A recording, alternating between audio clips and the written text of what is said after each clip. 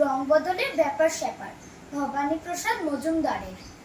দিল্লি থেকে বিল্লি এলে দুধের মতন সাদা।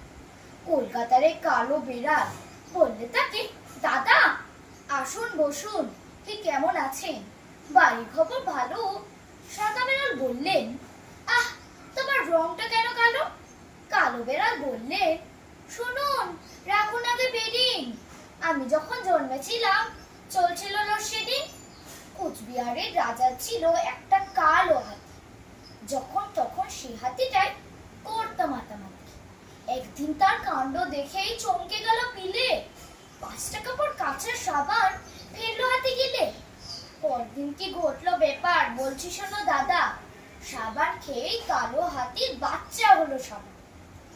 দামুর সাথে দামু সেদিন হঠাৎ হলো দেখা। বললে দামু, শোন রে রামু, চললি কোথায় একা?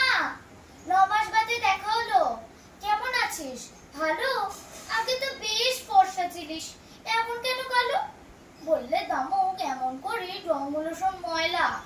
আগে পেছতাম ময়দা আমি, এখন বেশি কয়লা। সেদিন ভোরেই বললে বোদা, বলতো ভেবেই হাতা, রাত্রে ফোটা ফুলগুলো সব হয় কিভাবে সাদা?